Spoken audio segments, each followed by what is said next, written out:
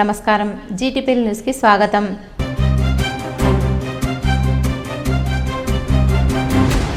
రోగులకు మెరుగైన వైద్య సేవలు అందించాలని కలెక్టర్ గరిమా అగ్రవాల్ ఆదేశించారు. గంభీరావుపేట మండల కేంద్రంలోని కమ్యూనిటీ హెల్త్ సెంటర్లో కలెక్టర్ బుధవారం పరిశీలించారు. పలువురు రోగులతో మాట్లాడి వైద్య సేవలపై ఆరా తీశారు. ఆసుపత్రిలో ఏ సేవలు అందుబాటులో ఉన్నాయో వైద్యుల నుంచి వివరాలు తెలుసుకున్నారు. ఈ సందర్భంగా ఇన్పేషెంట్ వార్డులు, మందులు ఇచ్చే గది, స్టోర్ రూమ్, వ్యాక్సినేషన్ గది, ఎక్స్రే గది, యునానీ హాస్పిటల్, ఆసుపత్రి ఆవరణ అంతా పరిశీలించారు. ఆసుపత్రి ఆవరణ శుభ్రంగా ఉండాలని ఎంపీడీఓకు సూచించారు. ఆసుపత్రిలో అవసరమైన మరమ్మతు పనులు చేయించాలని అధికారులను ఆదేశించారు.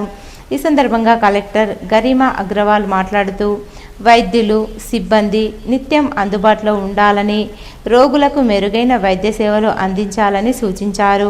ప్రభుత్వ వైద్య సేవలపై అవగాహన కల్పించాలని తెలిపారు.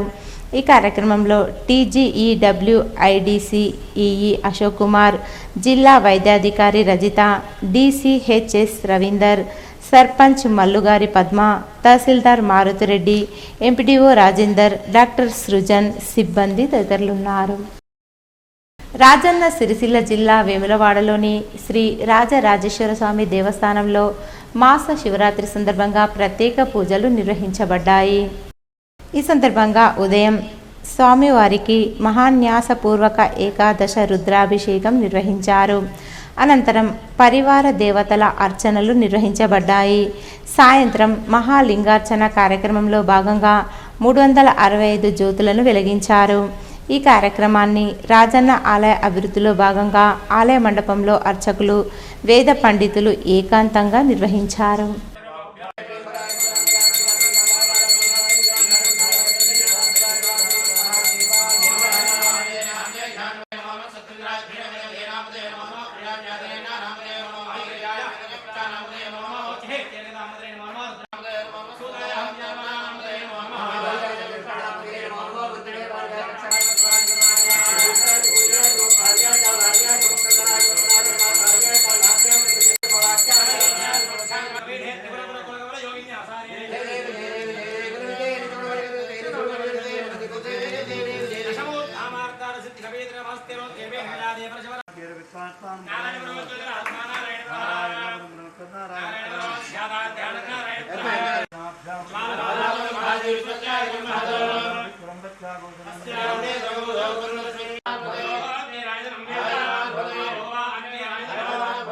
రాజన్న సిరిసిల్ల జిల్లాలో పోలీసుల మానవత్వం మరోసారి వెలుగు చూసింది.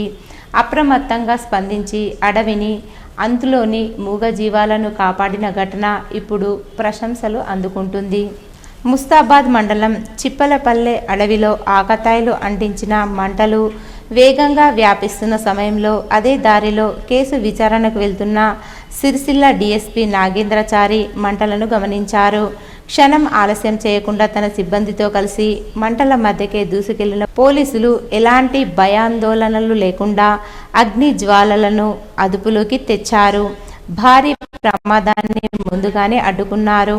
అడవిలో నివసించే మూగజీవులు, చిన్న ప్రాణులు మంటలు కాలిపోకుండా కాపాడిన పోలీసుల ఈ చర్య స్థానికుల్లో ప్రశంసల వర్షం కురిపిస్తోంది.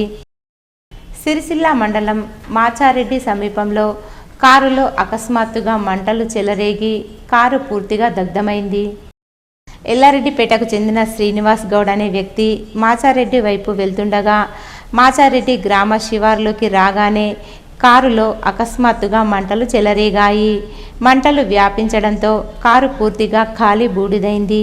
CNG కారు కావడంతో మంటలు త్వరగా వ్యాపించాయని, ఎలాంటిగా తనకు గాయాలు కాలేదని, ఫైర్ సిబ్బంది వచ్చి మంటలను ఆర్పడం జరిగిందని కారు ఓనర్ శ్రీనివాస్ గౌడ్ తెలిపారు.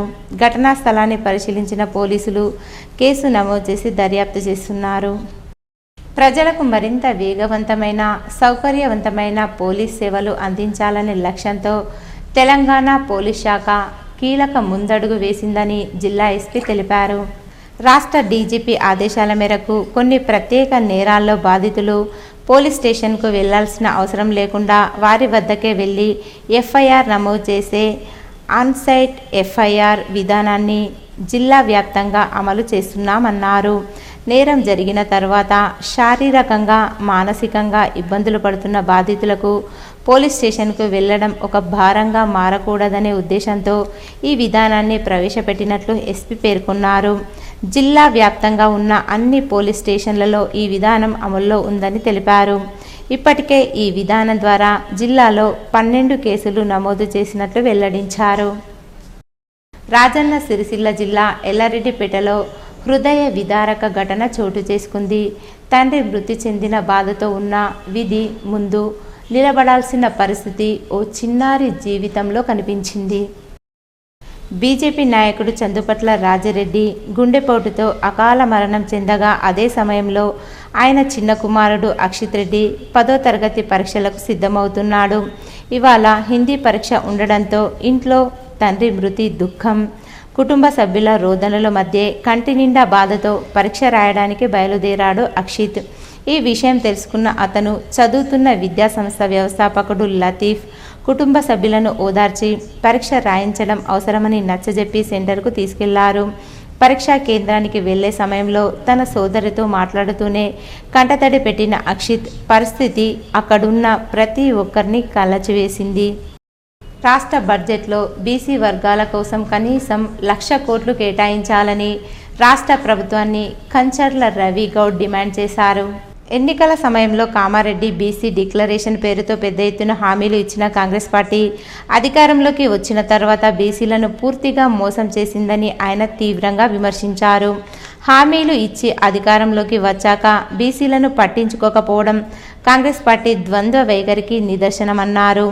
తెలంగాణ తొలి ముఖ్యమంత్రి కేసీఆర్ బీసీ వర్గాల అభివృద్ధికి కట్టుబడి ఎన్నో సంక్షేమ కార్యక్రమాలు అమలు చేసి వారికి గౌరవప్రదమైన స్థానం కల్పించిన మహానాయకుడని గుర్తు చేశారు. బీఆర్ఎస్ ప్రభుత్వంలో బీసీలకు నిజమైన న్యాయం జరిగిందని పేర్కొన్నారు. ఈ కార్యక్రమంలో నాయకులు మట్టె శ్రీనివాస్, ఆరేపల్లి వినయ్ కుమార్, నవీన్, విష్ణు, షాద్, శేఖర్, జుమీర్, రమేష్, అజిత్, రాజు, నరేష్ తదితరులు పాల్గొన్నారు. ప్రభుత్వం చూద్దా నిలవలేదని ఈ సందర్భంగా తినడం జరుగుతుంది. కేసీఆర్ గారి నాయకత్వంలో బీసీలకు ఎంతో మేలు చేసిన ప్రభుత్వం అంటే కేసీఆర్ గారిది. ఇప్పుడు పూర్తిగా బీసీలను అణగదొక్కుతుందంటే ఈ కాంగ్రెస్ ప్రభుత్వం, కాంగ్రెస్ పార్టీ, ఈ ముఖ్యమంత్రి గారు. ఇప్పటికైనా బీసీల పట్ల ఖచ్చితంగా బీసీలకు కామారెడ్డి డిక్లరేషన్ 42% ఖచ్చితంగా ఇవ్వాల్సిందే. మేము బరాబర్ అడుగుతున్నాం. బీసీ బిడ్డలుగా మా వాటా మాకు ఇవ్వాల్సిందే. భిక్ష మట్టుడు కాదు, మాకు ఖచ్చితంగా బీసీలం ఖచ్చితంగా మాకు వాటా ఇవ్వాల్సిందని మరోసారి తెలియజేస్తుంది. నిజంగా మీరు రేవంత్ రెడ్డి గారు మీరు ఎన్నో హామీలు ఇవ్వడం జరిగింది బీసీలకు, ఒక్కడి అమలు చేయకపోవడం చాలా సిగ్గుచేటని ఈ సందర్భంగా తెలియడం జరుగుతుంది. మీరు ఎన్ని ప్రయత్నాలు చేసినా బీసీలను మోసం చేయడమే తప్ప మీరు బీసీలకు చేసిన మీరు మేలు లేదని ఈ సందర్భంగా తెలియడం జరుగుతుంది. బీసీలను ఒక గౌరవంగా ఒక అన్ని అభివృద్ధి కార్యక్రమాలు చేయడం వ్యక్తి అంటే మా కేసీఆర్ గారు. కేసీఆర్ ప్రభుత్వంలో బీసీలకు న్యాయం జరిగిందని ఈ సందర్భంగా తెలియడం జరుగుతుంది. మరోసారి బడ్జెట్లో ఖచ్చితంగా 1,000 కోట్ల రూపాయలు బీసీలకు ఇవ్వాల్సిందని మరోసారి డిమాండ్ చేయడం జరుగుతుంది. జై తెలంగాణ, జై తెలంగాణ. కేసీఆర్ గారి నాయకత్వం, కేసీఆర్ గారి నాయకత్వం, కేటీఆర్ గారి నాయకత్వం. జై తెలంగాణ. గ్రామ పంచాయతీ కార్మికులు తమ సమస్యలను పరిష్కరించాలని చలో హైదరాబాద్ కార్యక్రమం వెళ్లిన వారిని అక్రమంగా అరెస్టు చేయించడం, నిర్బంధించడమేనా ప్రజాపాలనంటే? గ్రామ పంచాయతీ కార్మికుల అక్రమ అరెస్టులను సిపిఎం పార్టీ తీవ్రంగా ఖండిస్తుంది. అక్రమ అరెస్టులకు నిరసనగా సిరిసిల్ల అంబేద్కర్ చౌరస్తా వద్ద నిరసన కార్యక్రమం నిర్వహించారు. ఈ సందర్భంగా సిపిఎం జిల్లా కార్యదర్శి రమేష్ మాట్లాడుతూ, జీతాలు అడుగుతున్నందుకు వెళ్లిన కార్మికులను దుర్మార్గంగా అరెస్టు చేయడం ఎంతవరకు సమంజసమని, తమ ప్రాణాలను సైతం ఫలంగా పెట్టి గ్రామ ప్రజలకు సేవలందిస్తున్న గ్రామ పంచాయతీ కార్మికుల పట్ల ప్రభుత్వం అనుసరిస్తున్న తీరు దుర్మార్గమైన చర్య అని ఇప్పటికైనా ప్రభుత్వం స్పందించి అసెంబ్లీ సమావేశాల్లో గ్రామ పంచాయతీ కార్మికుల న్యాయమైన డిమాండ్లు పరిష్కరించాలి. కనీస వేతనం 26,000 అందించాలి. మల్టీపర్పస్ విధానాన్ని రద్దు చేయాలి. గ్రామ పంచాయతీ కార్మికులను వేధిస్తున్న అధికారులపై చర్యలు తీసుకోవాలి. పని భద్రత కల్పించాలని డిమాండ్ చేశారు. లేని పక్షంలో గ్రామ పంచాయతీ కార్మికులందరూ రాష్ట్ర వ్యాప్తంగా నిరవధిక సమ్మెకు వెళ్లడం జరుగుతుందన్నారు. నిన్నటి రోజు రాష్ట్ర పిలుపులో భాగంగా అసెంబ్లీ ముట్టడి కార్యక్రమం గ్రామ పంచాయతీ కార్మికులు చలో హైదరాబాద్ కార్యక్రమం చేయడం జరిగింది. అందులో భాగంగా ఎక్కడికక్కడ పోలీసు వాళ్ళు అక్రమంగా గ్రామ పంచాయతీ కార్మికులను అరెస్టు చేయడం అనేది జరిగింది. కాంగ్రెస్ ప్రభుత్వం మేమొస్తే ఏ కార్మికుడైనా ఎవరైనా స్వేచ్ఛగా హక్కులు అడిగే హక్కు కల్పిస్తామని గొప్పలు చెప్పిన ప్రభుత్వము గెలిచిన తర్వాత కార్మికులను ఎక్కడికక్కడ అరెస్టు చేయడము, వాళ్ళ హక్కులు అడగకుండా చేయడం అనేది ప్రభుత్వానికి సిగ్గుచేటు. మేము బీఆర్ఎస్ ప్రభుత్వం ఉండగా ధర్నాలు టెంట్లు వేసుకొని నిరసన తెలుపుతుంటే ఆ టెంట్ల వద్దకు వచ్చి ఇక్కడ గెలిచినటువంటి ఎమ్మెల్యేలు మా ప్రభుత్వం వస్తే మల్టీపర్పస్ విధానాన్ని రద్దు చేస్తాము, మీకు 26,000 వేతనం ఇస్తాము, మీకు అన్ని హక్కులు కల్పిస్తాము, మీకు మంచి విధానాలుగా మంచి పరిపాలన చేస్తామని హామీ ఇచ్చిన ప్రభుత్వము ఇప్పుడు వీళ్ళను 3 నెలల నుంచి పెండింగ్ వేతనాలు ఇచ్చే జీతమే కొద్ది జీతం.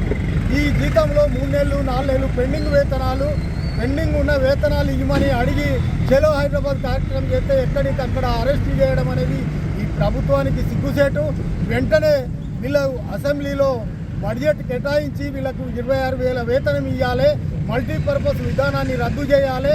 కార్మికుడు అనారోగ్యంతో చనిపోతే వాళ్ళకి 25 లక్షల ఎక్స్ట్రా ఇవ్వాలని తదితర డిమాండ్లతోని నిన్న అరెస్ట్ చేసిన దానికి ఈరోజు నిరసన తెలపడం అనేది జరుగుతుంది. ఇవి ఈరోజు బులెటిన్లోని విశేషాలు. తిరిగి వచ్చే బులెటిన్లో కలుసుకుందాం. అంతవరకు సెలవు. నమస్కారం.